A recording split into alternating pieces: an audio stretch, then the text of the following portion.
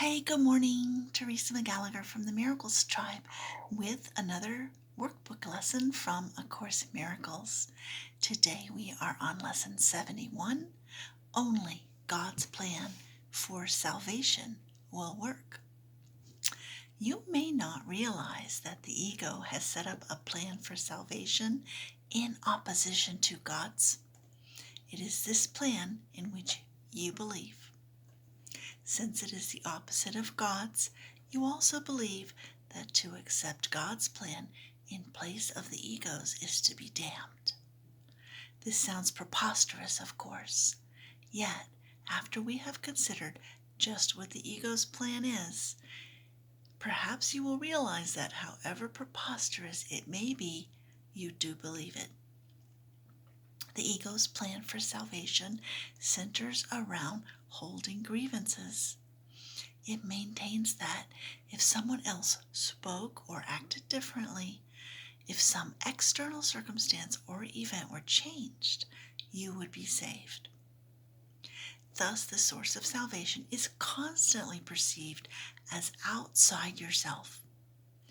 Each grievance you hold is a declaration and an assertion in which you believe that says, if this were different, I would be saved. The change of mind necessary for salvation is thus demanded of everyone and everything except yourself. The role assigned to your own mind in this plan, then, is simply to determine what, other than itself, must change if you are to be saved.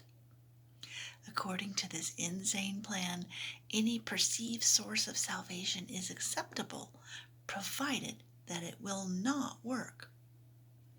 This ensures that the fruitless search will continue, for the illusion persists that although this hope has always failed, there is still grounds for hope in other places and in other things. Another person will yet serve better. Another situation will yet offer success. Such is the ego's plan for your salvation. Surely you can see how it is in strict accord with the ego's basic doctrine, seek but do not find. For what could more surely guarantee that you will not find salvation than to channelize all your efforts in searching for it where it is not?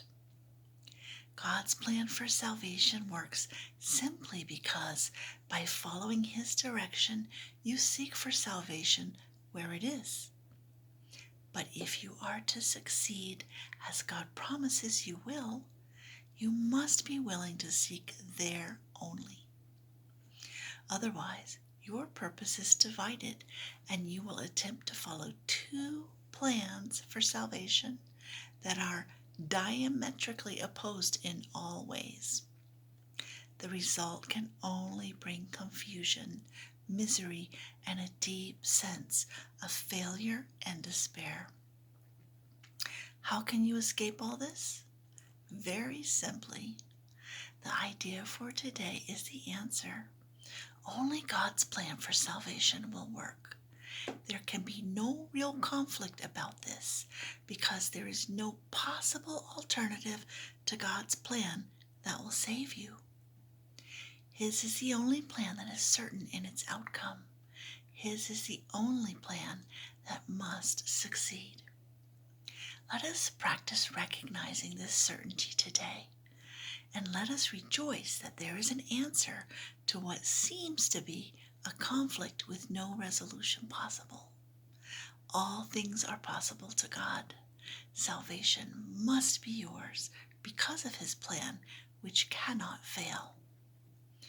Begin the 2 longer practice periods for today by thinking about today's idea and realizing that it contains 2 parts, each making equal contribution to the whole. God's plan for your salvation will work, and other plans will not. Do not allow yourself to become depressed or angry at the second part. It is inherent in the first. And in the first is your full release from all your own insane attempts and mad proposals to free yourself. They have led to depression and anger, but God's plan will succeed. It will lead to release and joy. Remembering this, let us devote the remainder of the extended practice periods to asking God to reveal His plan to us. Ask Him very specifically, what would you have me do? Where would you have me go? What would you have me say? And to whom? Give Him full charge of the rest of the practice period, and let Him tell you what needs to be done by you in His plan for your salvation.